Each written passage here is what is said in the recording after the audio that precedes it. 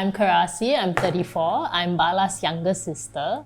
Bala was diagnosed with autism spectrum disorder at around the age of 3, and now he is currently 37, but his cognitive age is around 3 to 4 years old. With Bala, I have a it's a very blurred relationship in a sense of I might be the younger sibling, but I do the caregiving as how a parent might do.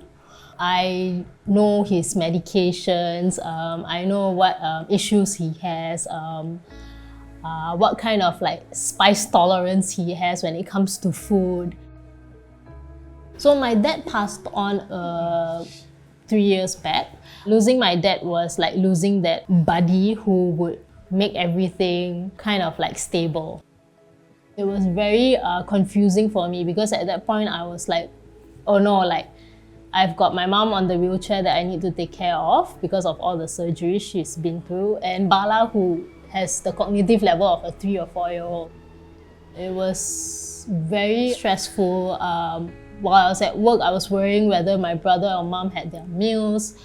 And because my job scope requires me to be patient, it requires me to give my full when I do sessions with my clients who have special needs as well. So for me, I had to quit my job.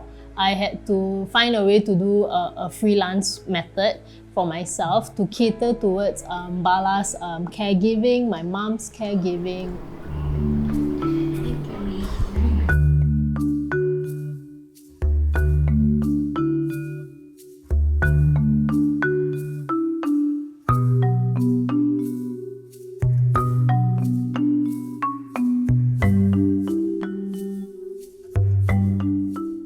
I would confidently say that we are close. We do share a room together, and I would take her out to the Tampines Hub Library. We would go to the children's section. We'll read children's books together. I would teach her how to buy food and drinks herself at a coffee shop. For her, she's a very loud person. Like, the way she talks, or she loves to sing also. So she has the recordings in her phone, and she would sing along like day in, day out at home, very loudly. So then I would need to tell her okay, Tete is studying now for exam or doing projects with my friends. Can you be thoughtful? Yeah. When she's very insistent on her way, she can actually throw tantrums for like the whole day kind. And all this is very, very draining and tiring for us, because when we try and rationale with her already, at that point of time, she understood what we're trying to rationalize.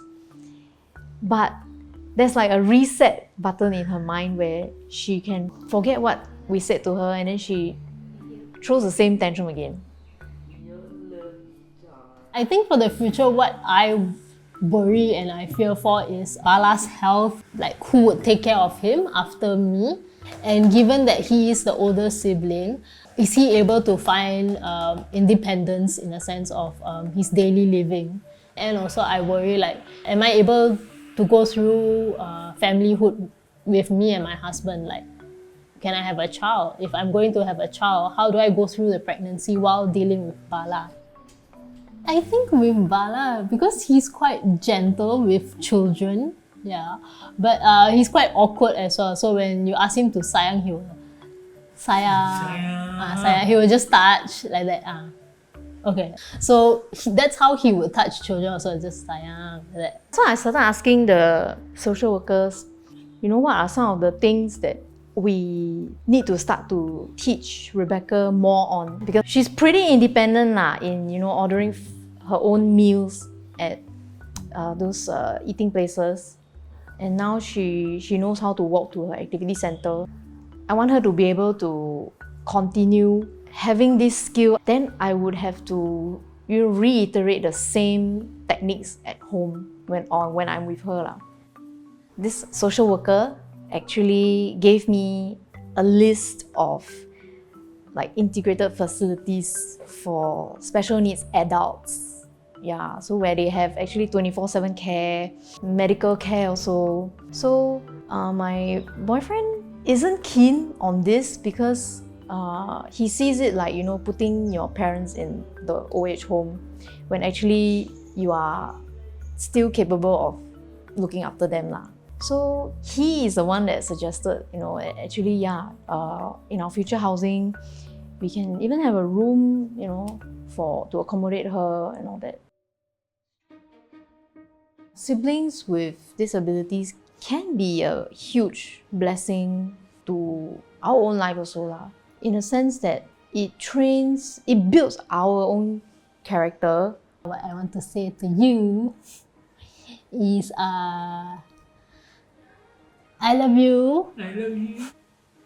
She does have her really sweet moments, like, when I'm not feeling well, then she will come and give me a hug, and she will pray for me.